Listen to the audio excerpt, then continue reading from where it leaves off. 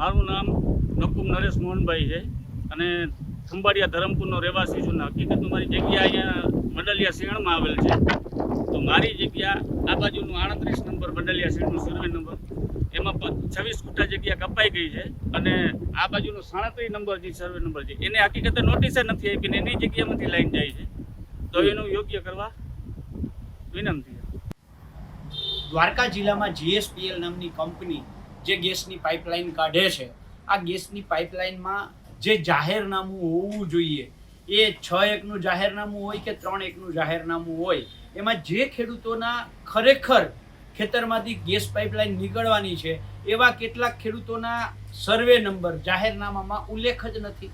એની સામે કેટલાક ખેડૂતો એવા છે કે જેના ખેતરમાંથી ખરેખર ગેસ પાઇપલાઇન નીકળવાની જ નથી, પણ તેમ છતાંય એવા ખેડૂતોના સર્વે નંબરોનો આમાં ઉલ્લેખ કરવામાં આવ્યો છે.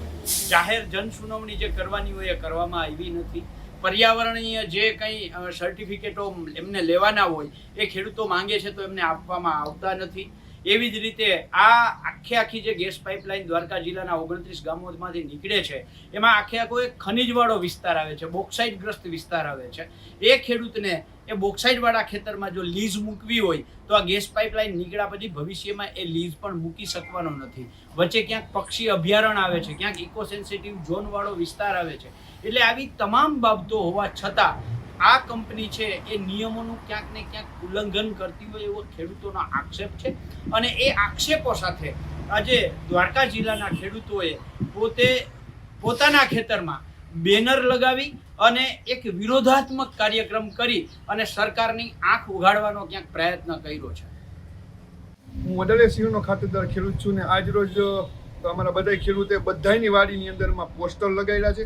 પોસ્ટર લગાડીને જે સરકાર અમારા ઉપર જે તાનાશાહી કરે છે, જેમ કે ઘણા બધા એવા મુદ્દા છે. અમે તનકવાર કલેક્ટરને રજૂઆત કરી, ધારાસભ્યની રજૂઆત કરી, પ્રાંત અધિકારીની રજૂઆત કરી, GSPLના અધિકારીની રજૂઆત કરી, 2-3 વાર અમે આંદોલન પણ કર્યા છે, પણ એનું હાલ કોઈ જવાબ આવ્યો નથી. ને જ્યારે અમારી લાસ્ટ મિટિંગ થઈ ત્યારે કલેક્ટરશ્રી દ્વારા, ધારાસભ્યશ્રી દ્વારા અને જેટલા પણ અધિકારી હતા એના દ્વારા અમને એવું કહેવામાં આવ્યું હતું કે તમારા જમીન ઉપર જઈને માર્કિંગ કરવા દો અને કેટલું વળતર તમને મળવાનું છે તો એ કામ કરવા દો. તો અમે એના માટે હા પાડી, તો એ કરવા માટે બધા તૈયાર હતા. તો અત્યારે GSPLના અધિકારી બધાય ખેડૂતની વાડીએ જઈને લીટા તો મારે છે, પણ સાથે સાથે એ જમીનમાં વાવેલું પાકનું ખરાબ રીતના નુકસાન કરે છે.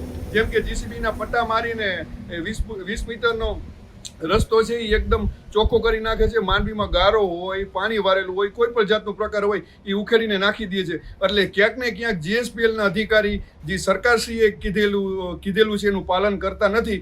જેમ કે અમારા પંથકના ધારાસભ્યો, પ્રાંત અધિકારી, કલેક્ટર સાહેબના નિયમ જેમ અમને આશ્વાસન આપ્યું હતું એ તદ્દન ખોટું પડી રહ્યું છે. અને સરકારશ્રીને મારી નમ્ર વિનંતી છે કે તમારું યોગ્ય વળતર અમને જે દેવડાવવાનું છે અને તમારી વાત જે કરી છે એ વાત ઉપર તમે ઊભા થયો. શું આશ્વાસન આપ્યું હતું તમને? આશ્વાસન અમને એવું આપ્યું હતું કે તમારી વાડીની અંદરમાં અમારી માંગ એવી હતી કે વાડીની અંદરમાં જે કેટલું વળતર આવવાનું છે, જાણે કે દાખલા તરીકે હું જ છું તો મારી વાડીમાં કેટલું વળતર મને મળવાનું છે મને કોઈ જાતની ખબર નથી. તો મુરુભાઈ સાહેબ, પ્રાંત અધિકારી સાહેબ ને કલેક્ટર સાહેબ એવું કીધું એના GSPL અધિકારીને કે પહેલાં તમે જેને સર્વે કરાવો, સર્વે કરીને ખેડૂતને લેખિતમાં આપો કે તમારે આટલા ગુઠા જમીન કપાવવાની છે, આટલી જે વળતર ચૂકવવાનું તમને જે મગફળી કે કપાસ, સોયાબીન કોઈ પણ છે એ કપાવવાનું છે ને તમને આટલા રૂપિયા મળશે, એ સહી કરીને એના ખાતામાં પૈસા પડે પછી કામ ચાલુ કરાવો.